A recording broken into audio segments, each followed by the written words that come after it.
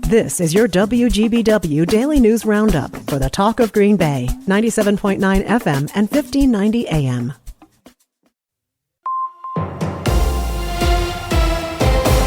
Civic Media News. I'm Terry Bell. Here's what Wisconsin needs to know. 2 hospitals in western Wisconsin closed today. HSHS announced in January it would close Sacred Heart Hospital in Eau Claire and St. Joseph's Hospital in Chippewa Falls. Prevea Health is also closing its clinics across western Wisconsin this spring. Wisconsin's child care industry could run out of government subsidies in June of next year. After that, Governor Evers says there could be trouble for Wisconsin child care centers, the workers who depend on them, and the businesses that depend on the workers. This is no hyperbole going on here.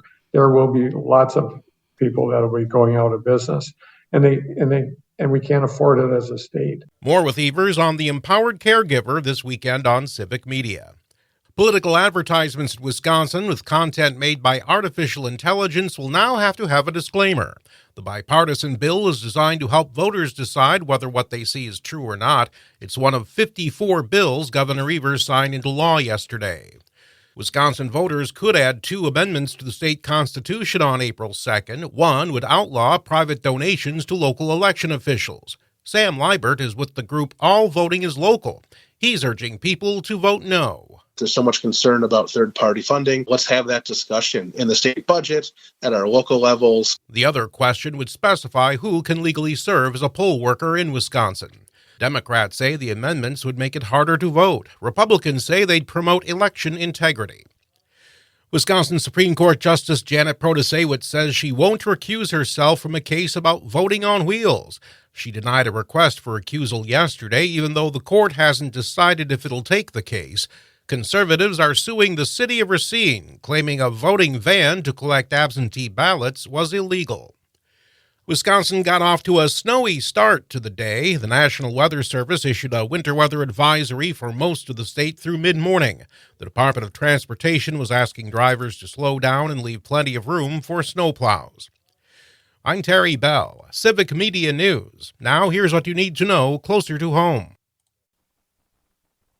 For WGBW News, I'm Lisa Hale.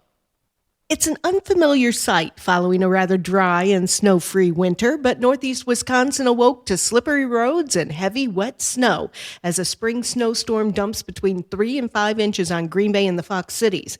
Areas south of Oshkosh will see up to 7 inches of accumulation. The snow is the heavy, wet kind that causes slick, slushy, or icy roads. The treasurer of a small town in Langlade County is arrested on multiple felony charges of theft and misconduct in public office. Gary Keeper of Antigo is accused of stealing over $300,000 from the town of Ackley and the rural fire control. Court records accuse him of transferring money to several personal bank accounts in June of 2013, January of 2017, September 2019, and January of this year. Keeper is being held on a $500,000 cash bond. His next court appearance is on April 1st. Jesse Vang, the man who was taking care of 3-year-old Elijah Vu when he disappeared, will have a preliminary hearing on April 4th. Originally scheduled for Thursday, the hearing was moved to give Vang's new public defenders a chance to appear in person. Vang is charged with child neglect. He reported Elijah missing on the morning of February 20th. Menominee Tribal Police say the skeletal remains found on their reservation last October were those of a missing Shawano man. 31-year-old Dean Ford was a descendant of the tribe and either lived on the reservation or in Shawano at the time of his disappearance in July of 2018. His death is now being investigated as a homicide by the Menominee Tribal PD and the FBI. An Appleton man is charged with his 7th OWI. Wisconsin State Patrol says they responded to a 2-vehicle accident Thursday on State Highway 15 near I-41 in Grand Chute. When they arrived, one of the drivers was passed out and had to be woken up. 29-year-old Gunnar Springer was booked into Outagamie County Jail and is being charged with OWI's 7th offense, operating a motor vehicle while revoked and failing to have an ignition interlock device installed. The Appleton Common Council has approved a development agreement between the city and U.S. Venture Incorporated to secure the company's relocation to downtown Appleton. This is the final step for U.S. Venture to acquire the 222 building, which will serve as its new home and corporate headquarters. Under the agreement, the city of Appleton will provide a TIF incentive to U.S. Venture of $2.1 million plus interest on a pay-as-you-go basis. U.S. Venture expects to invest $56 million in the facility and will eventually employ about 640 people there. Wisconsin Representative Joel Kitchens kicks off his re-election campaign. The Republican from Sturgeon Bay says there is more to do for education and the area. Kitchens is a representative for Wisconsin's 1st Assembly District, which includes portions of Brown, Door, and Kewaunee counties. Kitchens has represented the 1st Assembly District since 2015. Children between the ages of 0 and 5 years old who live in the 54301 and 54302 zip codes can get a free book mailed to their home every month with Dolly Parton's Imagination Library through the Howe Resource Center, says Amanda Johnson. So we are not only in a food desert in Green Bay, but we're also in a book desert. And a book desert is defined as households that have under a certain number of books. Johnson says the Imagination Library books are all developmentally and age appropriate, and parents can register their children to receive the books free of charge by visiting the Howe Resource Center online. And that's what you need to know. I'm Lisa Hale, WGBW News. Badger women in the Frozen Four. Hi, I'm Mike Clemens with sports. The Wisconsin Badgers women's hockey team, led by Kirsten Sims, are in New Hampshire for the Frozen Four, looking to repeat as national champions. They face off tonight against Colgate. Badgers head coach Mark Johnson. Obviously, the magnitudes of the game are higher. Everybody can see the finish line now. There's only 4 teams left, and the season's over on Sunday, and somebody's going to be a national championship Sunday afternoon, early evening. Baseball, the Brewers lost to the Giants last night, 7-6. That snapped Milwaukee's 5-game winning streak. NBA, the Bucks down the Nets 114-108. Giannis able to play after missing 2 games with a sore hamstring. March Madness. It's the Badgers and James Madison University. Wisconsin back in the big dance for the first time in 2 years. Max Klesman asked if they're excited for tonight's game. For sure. Yeah, no, I can't wait. I can't wait to just go out there and shoot around and put up a shot at the March Madness logo during the shoot around. With sports, I'm Mike Clemens. On your entertainment beat, I'm Pete Schwaba. Patricia Ward Kelly is ending a long drought of people having no idea who she is. Ward Kelly was a TV writer in her mid-20s in 1985 when she met Hollywood legend and Singin' in the Rain star Gene Kelly, who was in his mid-70s. Oof. But the widow Kelly said she never considered their age difference. They fell in love but took things slow, marrying 5 years later, which would have put Kelly in his 80s. Whew, if ever there was a time to rush into something.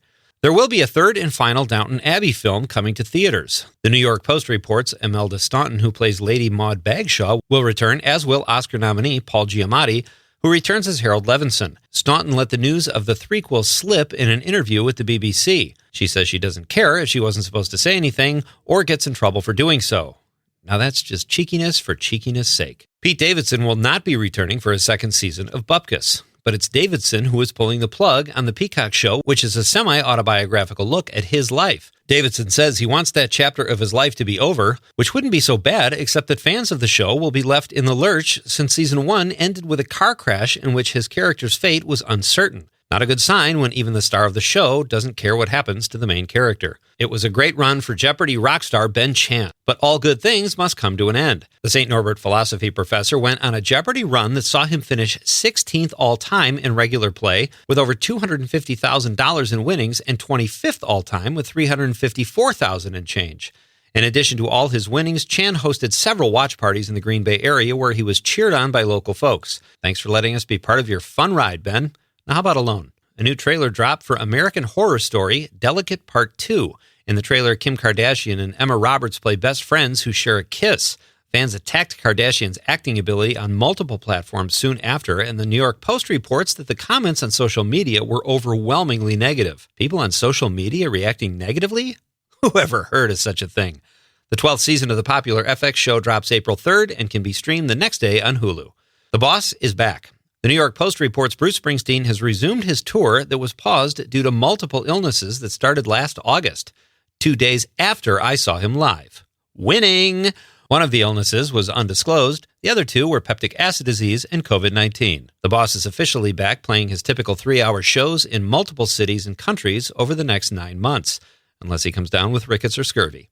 For more showbiz fun, tune in to Nightlight with me, Pete Schwaba, every night between 7 and 9 p.m. on the Civic Media Radio Network. Snow will gradually end by early to mid-afternoon. We may get another inch or so of accumulation by the time it winds down. 36 today with wind east to northeast at 5 to 15. Clear tonight, 19. Tomorrow, partly cloudy, 34 with more snow on the way Sunday, Monday, into Tuesday. Stay tuned for updates on that. I'm meteorologist Sean Cable. Currently, it's 26. That's your WGBW Daily News Roundup from Civic Media. Subscribe to this podcast on Spotify, Apple, or wherever you find your podcasts. Find more news at WGBW.FM.